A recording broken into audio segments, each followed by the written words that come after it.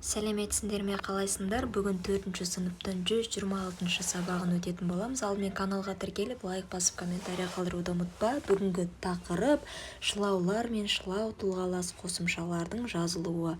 31-ші тапсырма мәтінді оқы. Тәрбие сағаты мәңгілік ел тақырыбында өтті.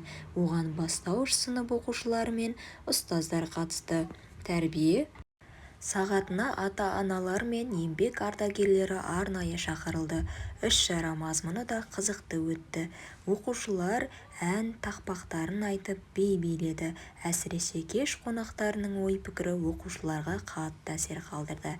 Мәңгілік ел мұратымыз, ата-бабаларымыздың діттегені де осы. Тіліміз, дініміз, тарихымыз, отанымыз, өз болмысымыз, салт-дәстүріміз, қонақжайлылық, кеңпейілділік, адалдық, ішкі тазалығымыз мәңгілік елдің басты белгісі, сипаты, деді Талғат ата. Мәңгілік ел атану үшін, соған лайық болу үшін бірлік керек. Күшіміз, әлеуетіміз бірлікте, деді ауыл ағасы Сәбит. Сол уақытта ақылды сөзді 60 рет қайталап айтқаннан еш артықтығы жоқ деп қолдап, өз ойын ашық айтқан Бейбіт атаның сөзі де орынды болды. Аға ұрпақ пен кейінгі буын өкілдері ауыл көшесімен береке мен бірлікті аңғартқандай бірге келе жатты. Ендеше сұрақтарын оқиық. Мәтіннің мазмұны бойынша бір-біріңе сұрақ қойыңдар. Неге, неліктен сұрақтарын пайдаланып, мәтіннің мазмұны бойынша пікір білдіруге бағытталған сұрақтар дайындаңдар. Оған жауап беріңдер. Мәтінде кездескен жаңа сөздердің мағынасын біліп ал. Мәтіндегі соңғы сөйлемді көшіріп жазып, септік жалғаулы сөз бен шылаудың жазылуына назар аудар, дейді. Ең бірінші мәтіннің мазмұны бойынша бір-бірімізге сұрақ қояйық. Яғни мәтіннің мазмұны бойынша мәңгілік елдің басты сипаты қандай? Мәңгілік ел атану үшін не керек? Ата-бабамыздың діттегені не? Яғни осы сұрақтарды қойсақ болады. Жауаптары мәтінімізде көрсетілген. Енді пікір алмасуға анықталған сұрақтарды қояйық. Неліктен Талғат ата олай айтты? Бірлік не үшін керек? Неге мәңгілік ел болуға тырысуымыз керек? Яғни бұл сұрақтардың барлығының жауабы мәтінде көрсетілген. Бұл өзімізге жауап беру үшін арналған сұрақтар. Келесі бізде ол жаңа сөздер. Мұратымыз деген сөз, яғни мақсатымыз деген мағынада айтылады. Ал қонақжайлылық деген әрдайым қонақ күту, қонаққа жылы кеңпейілділікпен, жылы жүзбен қарайтын кісілерді айтады. Енді соңғы сөйлемді көшіріп жазайық. Аға ұрпақ пен кейінгі буын өкілдері ауыл көшесімен береке мен бірлікті аңғартқандай бірге келе жатты. Бұл жердегі шылаулар мен және пен деген сөздер. Ал септік жалғаулы сөз бұл жерде көшесімен деген сөз. Септік жалғаудың ерекшелігі бірге жазылып тұр, ал шылаулар бөлек жазылып тұрады екен.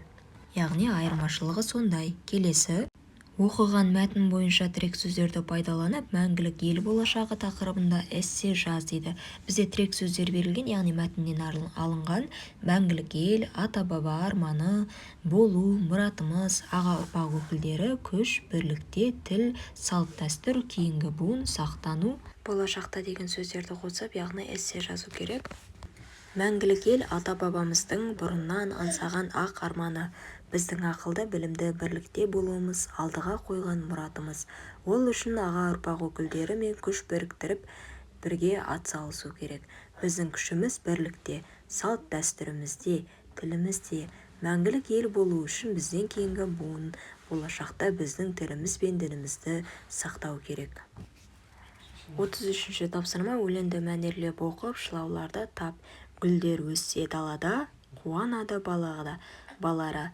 Күлімдейді ана да, шаттанады балада. Омарташы сақ тұрар, түнді қойып күндізде.